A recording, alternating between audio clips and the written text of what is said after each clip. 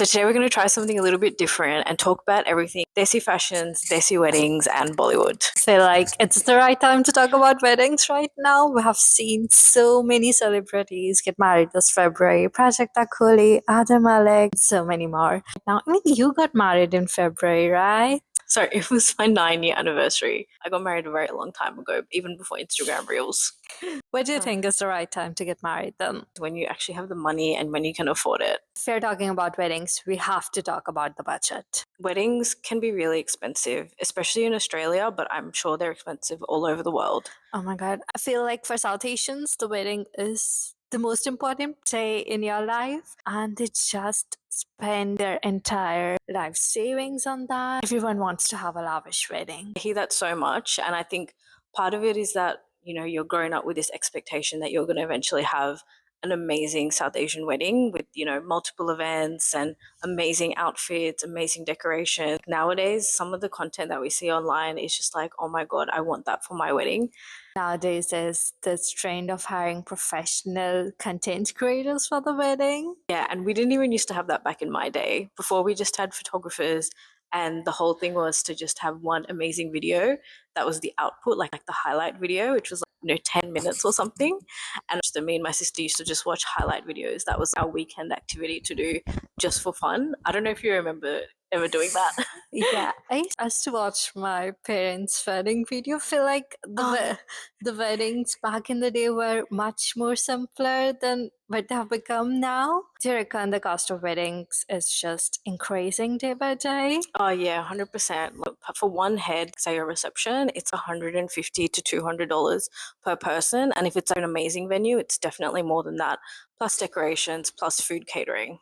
For South Asian weddings, you have multiple functions. There's this haldi, mehendi, the cocktail. At the end of the day, I'm just wondering how much the brides are spending right now. I know. Even on just the outfits itself, one lehenga can cost the tens of thousands of dollars if you're looking for something designer.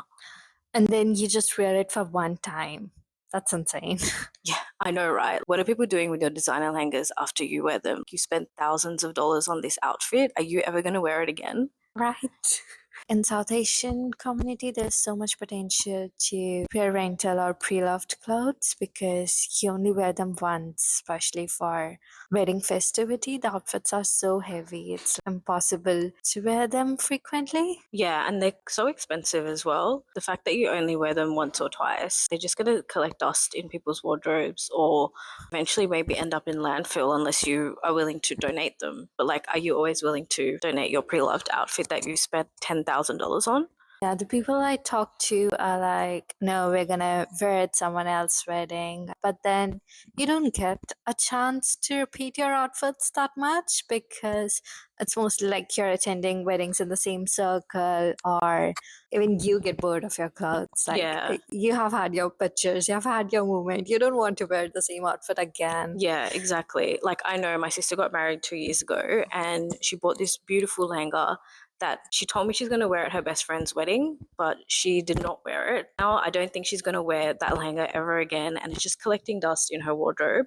And she spent a few $1,000s on that lehenga, which is insane. And actually, speaking about that lehenga, I have a little bit of a story. So when she bought it, she was dealing with a vendor and she had already given the deposit and everything. And this vendor, she was in India and she just would not get back to her. She was contacting her on WhatsApp. It was a couple of months before her wedding and it still had to get shipped here. And I think my Masi was bringing it here and it almost didn't come on time until she started hassling her. Oh my God, that must have been so annoying. Yeah. Being a bride it just added to so much stress. I can't even imagine. Exactly. And now she went through all that stress, spent thousands of dollars, and now she's not going to even wear that lehenga again. I feel like that's a story that a lot of people could relate to. Renting out your outfits or giving it to someone else is not that common, especially in Indian culture. It's an auspicious outfit and you want to keep it to yourself, but then there's no point of it either. But what about even your haldi outfit or your mehndi outfit? Some of these dresses can be so expensive and you will only wear them once, maybe even twice if you want to wear it to your best friend's event. But then what are you going to do with it after that? Especially if you're in the same circle. You don't want to wear it to all your friends' events when you're all friends with each other. Talking about repeating outfits, I bought a few dresses at my cousin brother's wedding a few years ago.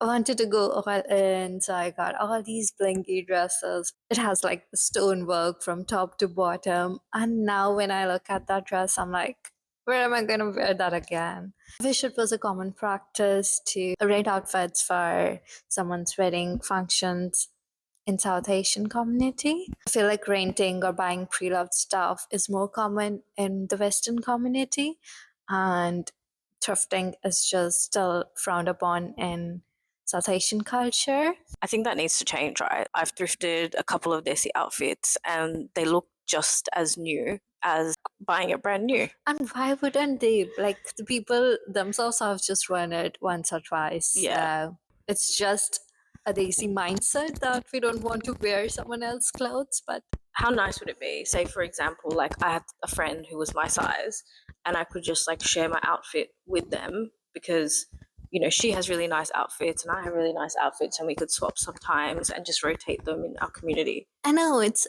common when you're friends or when you're sisters, but people just don't want to share their outfits with someone they don't know. But look around you, there's so many of us who could share the same outfit. Within the same culture or religion or out of the same culture as well.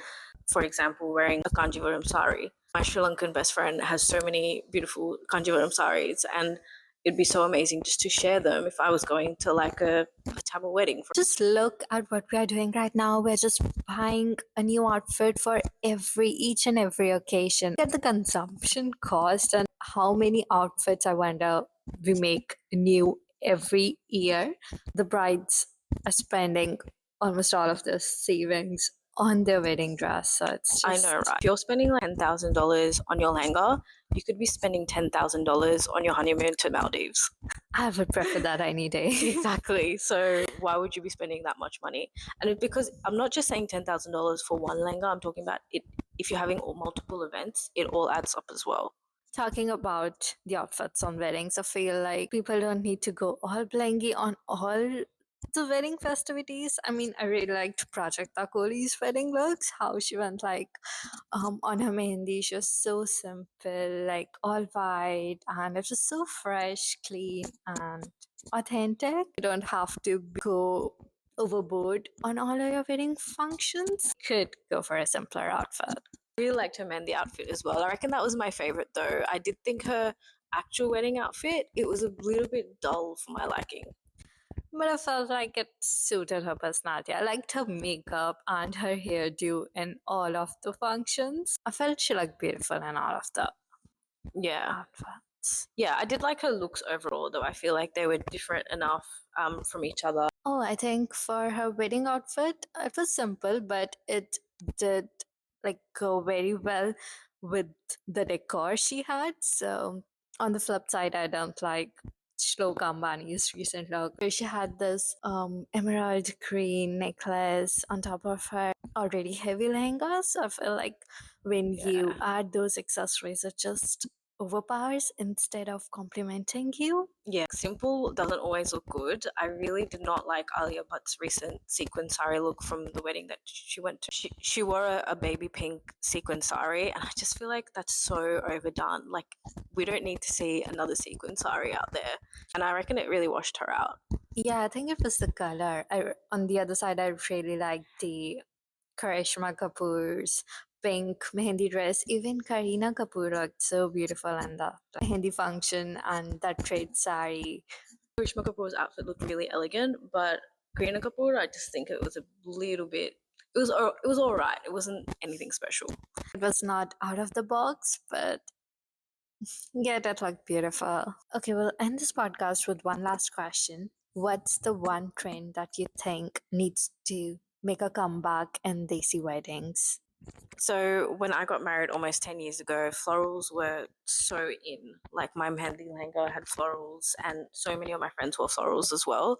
And Sabyasachi was really bringing all those designs in at the time. But I feel like it needs to come back. Like it's been almost 10 years now. And I feel like we need some unique floral designs back in fashion. Oh, I do love florals, but I think we do need some modern twist on them now.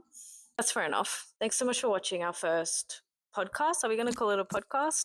I think so. Okay. Well, thanks so much for watching our first podcast. Like and comment and follow us if you want to see more.